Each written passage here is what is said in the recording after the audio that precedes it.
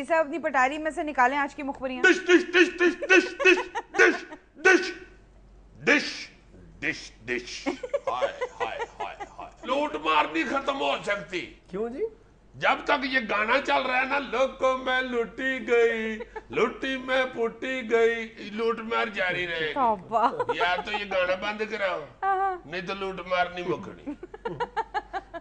पाकिस्तान का एक मिशन काम कर रहा है जनेवा में, जिसको कहा जा सकता है कि परमानेंट मिशन 2 WTO।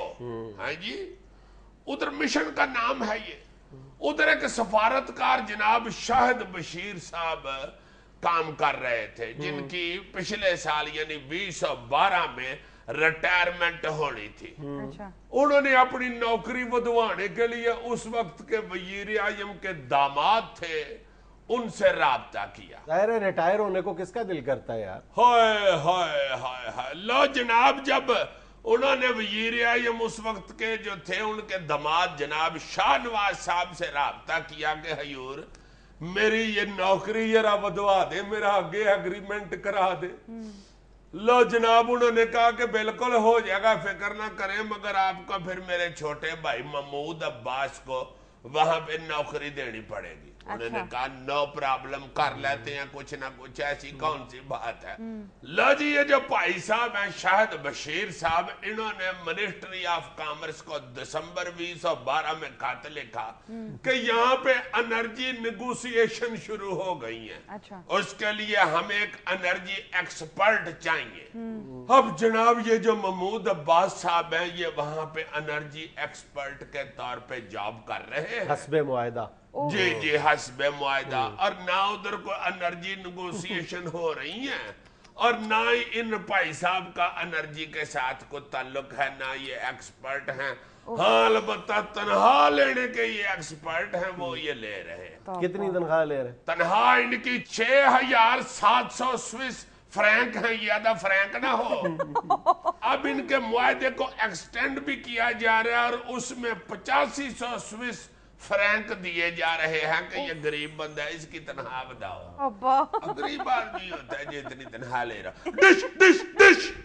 अभी ये जो हमने खबर पे तबसरा किया है, OGDC के चेयरमैन जनाब मसूद सिद्दीकी साहब, जिन्होंने खुद ही हिमसेल्फ अपनी 5 लाख रुपया तनख्वाह बढ़ा ली है। अपनी मदद आपके तहत। उनकी एक बड़ी मुहैया मुखबरी मेरे पास आई है, मेरी तो उस वक्त से हंसी नहीं रुक रही। ये मसूफ जब कराची जाते हैं तो उधर इन्होंने एक बुलेट प्रूफ गाड़ी हायर की हुई है, 12 लाख रुपए महीने पे। ये कहते हैं कि उधर जब मैं जाता हूं तो मुझे खतरा महसूस होता है, इसलिए वहां पे हालात ठीक नहीं है, मुझे बुलेट प्रूफ गाड़ी चाहिए। और मसूफ हफ्ते में सिर्फ जुम्मा हफ्ता इतवार 3 दिन के लिए जाते हैं कराची, यानी महीने में ये 12 दिन के लिए यूज होती है, और 12 लाख रुपये इसका किराया है। I mean mathematically per day 1 lakh रुपया इसका किराया। यार वो MDB OGDC के हैं, जाहिर है कीमती गैसेस निकालते हैं और सिलेंडर में लेके कराची फिरते होंगे वही गैसों को बेचने के लिए। यार हिफाजत भी तो करनी है। ठंडी गैस पर लो। कोई हाल नहीं है जनाब। डिश डिश डिश डिश। यह फयूल खर्चियों की तफसील जरा और बयान कर दूं, मियां नवाज शरीफ साहब को जरा पता चले कि कहां कहां से गंद साफ करने वाला हुआ वो क्या कहते हैं, कहां तक सुनोगे, कहां तक सुनाऊं। ये देखो वायु मुड़ा है तो आवाज भी मुड़कनी वाली हुई है। लो जनाब, एक अदारा है नेशनल फर्टिलाइजर मार्केटिंग लिमिटेड, खाद का अदारा। इनका जनाब जो सरगोदे वाला गोदाम है, वहां पे 1 या 2 बंदे काम कर रहे हैं और 13 बंदे तनख्वाह ले रहे हैं। अब आयो मंडी बाउद्दीन, उधर इनका जो गोदाम है वहां पे भी 1 या 2 बंदे काम कर रहे हैं और 29 बंदे तनख्वाह ले रहे हैं। कहां तक सुनोगे।